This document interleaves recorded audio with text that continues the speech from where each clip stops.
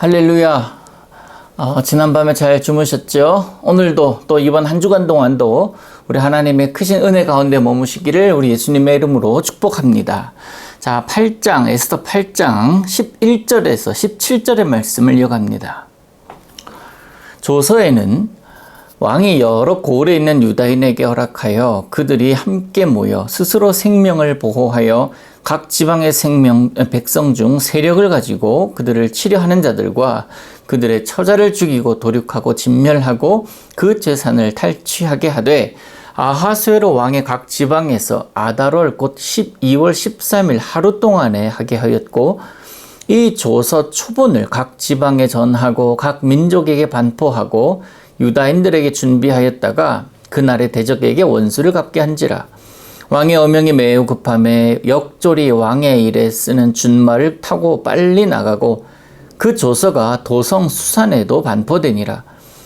모르드게가 푸르고 흰 조복을 입고 큰 금관을 쓰고 자색 가는 배 겉옷을 입고 왕 앞에서 나오니 수산성에 즐거이 부르며 기뻐하고 유다인에게는 영광과 즐거움과 기쁨과 존귀함이 있는지라. 왕의 어명이 이르는 각 지방 각 읍에서 유다인들이 즐기고 기뻐하여 잔치를 베풀고 그날을 명절로 삼으니 본토 백성이 유다인을 두려워하여 유다인 되는 자가 많더라. 아멘. 역전이 되었습니다. 왕의 전권을 이 모르드게가 위임을 받죠. 그래서 이 모르드게 중심으로 새로운 조서가 쓰여지게 되는데 이 조서가 반포되는 날이 언제였습니까? 아달월 즉 12월 13일이었습니다. 이 날이 어떤 날이었습니까? 공교롭게도 하만이 유다인을 진멸하기로 계획한 날이었습니다. 그 날과 똑같습니다. 같은 날 더 큰 조서가 반포가 되니까 이전의 조서가 무효가 된 거예요. 여러분 정당방위라는 단어를 아시죠? 정당방위. 누군가가 나를 해치려고 할 때에 내 생명과 내 것을 또 내 목숨을 지키기 위해서 오히려 위해를 할 수가 있는데 그것은 모든 정황을 따져볼 때에 그럴 수밖에 없었다라고 판단되는 게 정당방위입니다.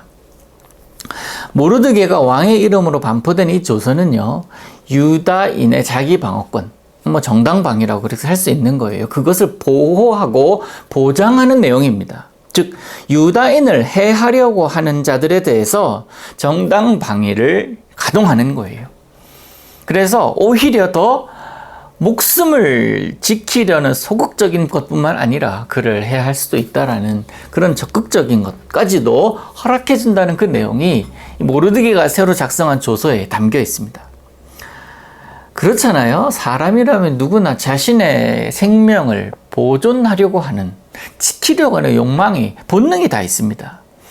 모르드게가 이런 내용들, 누군가가 유다인을 해치려고 할 때의 정당방위 행위를 조서에 기록해 놓은 것은 어쩌면 하만이 계획했던 그 음모가 상당히 잔인하고 또 상당히 위험한 것이었음을 알려주는 것이기도 합니다. 그러나 하나님은 원수의 손에서 그의 백성들을 보호하시며 살 길을 열어주십니다. 하나님의 때, 계속 에스더를 통해서 우리가 단어들을 반복하는 것이 역전이라는 것, 그리고 하나님의 때라는 것, 그죠? 그것이 그리고 또 배후에 계시는 하나님이 일하시는 모습을 우리는 계속 보지 않습니까? 하나님은 그의 백성들을 결코 잊지 않으십니다. 그리고는 살 길을 열어주십니다. 오늘도 우리는 그 하나님의 보호하시는 손 아래에 살게 될 줄로 믿습니다. 우리를 해하려고 하는 원수 마귀 그 어떤 상황도 아무리 그들이 우리를 삼키려고 우는 사자처럼 달려든다 할지라도 우리는 여전히 우리의 입술에서 계속 고백되었던 배후에 계시는 하나님의 역사하심으로 인하여 그의 보호 아래에 있을 것이고 보호 아래에 있어서 평안을 누리게 될 줄로 믿습니다. 자, 새로운 왕의 조서가 각 민족의 언어로 번역이 되어서 제국 구석구석까지 신속하게 전달되었는데 14절을 보니까 이 왕의 어명이 매우 급함에 라고 되어 있어요. 날짜가 얼마 안 남았어요. 그래서 왕의 일에 쓰는 준말을 타고 각 지역으로 다 다니는 거예요. 그러면서 그 조서가 도성 수산에도 반포가 되었습니다. 자, 모르드게는 의관을 마치고 왕 앞에서 나왔습니다. 그 모습이 위풍당당한 거예요. 하만이 제국의 임자가 되었을 때와는 장면이 너무나 다릅니다. 그 분위기가 너무 달라요. 하만 앞에서는 백성들이 두려워합니다. 그러면서 그 하만 앞에서 머리를 조아리고 숨을 죽여야 했지만 모르드게 앞에서는 잔치 분위기인 거예요. 수산성의 사람 모두가 기뻐합니다. 당연히 유다인들에게도 큰 영광이었겠죠. 또 재미있는 것이 17절인데 여러분 17절 다시 한번 읽어볼게요. 왕의 어명이 이르는 각 지방 각 읍에서 유다인들이 즐기고 기뻐하여 잔치를 베풀고 그날을 명절로 삼으니 이런 여기까지는 이해가 됩니다만 그 다음에 본토 백성이 유다인을 두려워하여 유다인 되는 자가 많더라. 포로된 자 그 신분으로 나도 살겠다라고 하는 본토인들이 있다라는 거예요. 그들을 두려워하고 또 뭐 여기서는 두려워하여라고 하는 하나의 이유겠지만 두려워만 했겠습니까? 유다인이 행하는 것들을 보니까 저들은 뭔가가 있어. 저들은 뭔가 달라. 그러면서 배후에서 일하시는 그 계시는 하나님을 알지는 못하지만 느끼는 거예요. 여러분이 굉장히 중요합니다. 유다인에 대한 두려움이 백성들 사이에서 퍼지면서 오히려 유다인 되려고 하는 자가 많았다라는 사실은요. 나도 할례 받겠다라고 나오는 사람들이 많았고 유대교로 개종하는 자들이 많았다라는 이야기입니다. 뭐 당시에는 유대교가 있었다는 건 아니지만 그들이 섬기는 자가 하나님이라는 존재, 여호와라는 존재라는 것을 알게 되고 그것을 내가 섬기겠다라고 하는 자들이 많았다라는 거예요. 무엇이 이렇게 만들었습니까? 뭐 성경에 두려움 이 단어만 나오겠지만 아니에요. 에스더와 모르드게를 비롯한 많은 유다인들을 통해서 수많은 사람들이 하나님을 보게 된 겁니다. 이게 참된 하나님의 백성의 삶이어야 합니다. 오늘을 살아가는 우리들도 우리 배후에 계시는 하나님이 우리를 통해서 드러나고 계심을 우리 주변의 사람들이 보아야 된다는 거예요. 그래서 제가 여러분들에게 계속 강조하는 것이 삶의 자리에서 예배하는 자 아닙니까? 우리 생활로 하나님이 우리를 주관하고 계심을 드러낼 때에 우리를 통해서 하나님 앞으로 나오는 자가 생길 수밖에 없는 거예요. 다르다. 생각하는 게 다르고 판단하는 게 다르다. 그리고 사는 게 다르다.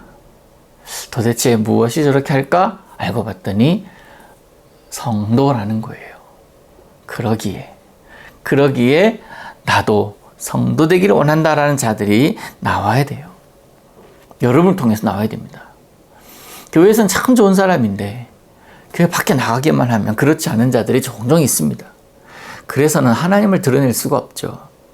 배후에 계신 하나님을 말 그대로 배후에만 계시도록 하는 것은 성도의 모습이 결코 아닙니다. 삶을 통해서 그분이 일하시도록 내어드려야 된다는 거예요. 사랑하는 성도 여러분, 하나님의 백성의 영향력입니다. 이것이 바로 하나님의 백성의 정체성이고 그 정체성이 라이프 스타일로 나타나는 순간이에요. 그래서 중요합니다. 우리가 하나님의 마음을 잘 알아서 하나님의 뜻을 이룰 때에 하나님이 드러나게 되어 있습니다. 하나님께서 받으셔야 될 영광이 있습니다. 그렇게 될 때에 세상 가운데 하나님이 높아지실 것이고 그 높인 자를 하나님은 기억하시고 그를 존귀하게 여기실 줄로 믿습니다. 오늘도 그런 삶을 사시기를 축복합니다. 오늘 여러분이 있는 그 자리에서 어떻게 하나님의 영광을 드러낼 수 있겠습니까? 각자가 한번 생각해 보세요. 그러나 공통적으로 우리가 생각해야 될 것이 있다면 말할 때 주님이 원하시는 말을 하는 것. 행동할 때 주님이 원하시는 행동이다 라고 판단되는 행동만 하는 것. 이게 공통적으로 저와 여러분이 오늘 해야 할 모습, 보여야 될 모습이라고 생각을 합니다. 사랑하는 성도 여러분, 범사에 우리 주님께서 원하시는 것이 무엇일까 라는 것을 생각한다면 그를 통해 하나님은 일하실 줄로 믿습니다. 그 멋지고 귀한 모습이 오늘 저와 여러분의 모습에서 보여지기를 우리 예수님의 이름으로 축복합니다. 기도합니다. 하나님 아버지, 오늘도 주님의 사람으로 살게 하소서. 주님이 드러나는 삶을 살게 하소서. 예수님의 이름으로 기도하옵나이다. 아멘.